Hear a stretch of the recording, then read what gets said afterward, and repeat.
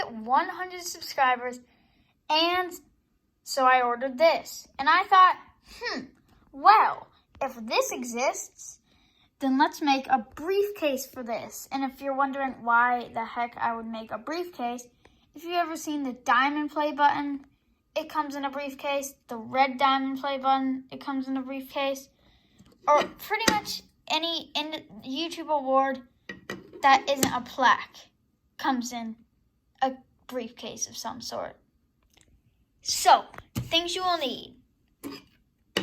Play button. You don't have to buy this one. This is just one I bought because it looks amazing. 3 sheets of cardstock paper. Choose whatever color you want. Yarn. Scissors. Pencil. And of course tape. Printer. And then a sheet of cardboard. This will be pretty much the size of your briefcase. Make sure the play button fits on it before you cut it out. Trace the play button. Once you're done, you should see the shape of the play button. If you don't, then you gotta learn how to trace.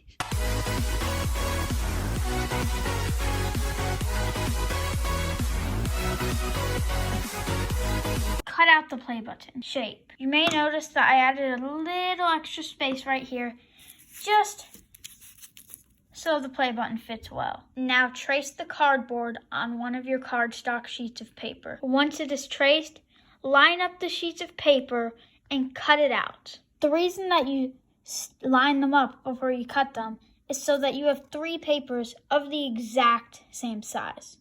Fold one in half and cut about the inch off of the top. Fold it this way. Grab one of the pieces and put it at the part where the other sides were. Make sure that 2 pieces of paper are on top of each other and cut it so it is an inch high. That part, do not cut that off. This is just for a reference to cut it this long. Now put tape on your main piece and fold it in a way so each side is sticky, like this. Place your cardboard on top. Now, if you want to, you can paint the cardboard to make it look nicer. Tape one side up like this so you have a sticking up side. Do this with all of the sides. And once you've done that, cut 2 little holes somewhere on the top of your briefcase, about 2 inches apart, and I will show you what to do next. Cut out your yarn about the size of a pencil. Once the yarn gets through the holes, tape it down so it stays. And now, you got yourself a little handle. Cut out 2 very small pieces of paper.